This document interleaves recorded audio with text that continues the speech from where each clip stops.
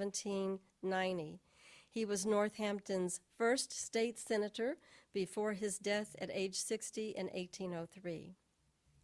Quartermaster Thomas Leavitt, right here, had a choice of wearing either a black cockade on the left side of his hat or put a feather through the ties on his hat, for in a sense he was the scribe.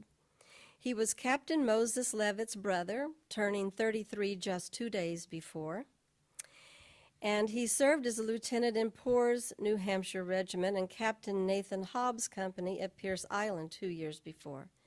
He advanced through the ranks to colonel before retiring.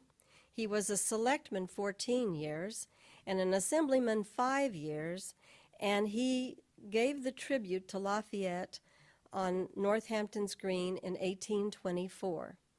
He died 6 years later at 86.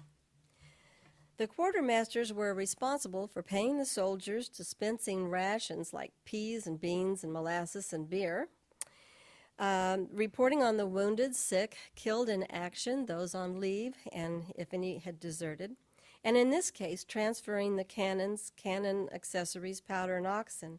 The oxen and cannons never were returned to the seacoast towns. Just a side note that the people of Northampton had to contribute to the Revolutionary War in proportion to the number of residents.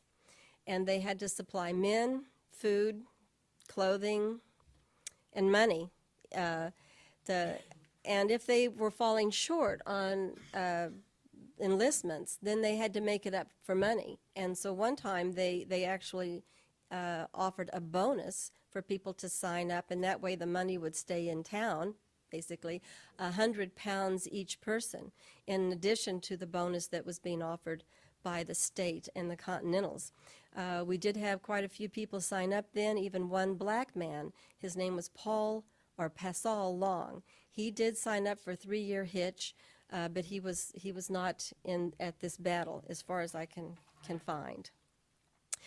Quartermasters listed, sometimes quartermasters, most of the time, listed just the name and rank of the men. On occasion, quartermasters were extremely detailed by listing the men's hometown, age, eye and hair color, because with no dog tags, field identification was generally made by friends or personal items that they had with them, like they would scratch their name in their canteen or tool their name on leather personal bags, such as Benjamin Brown here.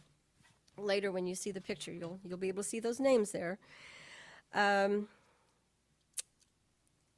You will notice that none of the men have any mustaches or beards. This was considered barbaric to go unshaven, and I quote, "contrary to the rule of God's word, for doing so deforms themselves and corrupts good manners."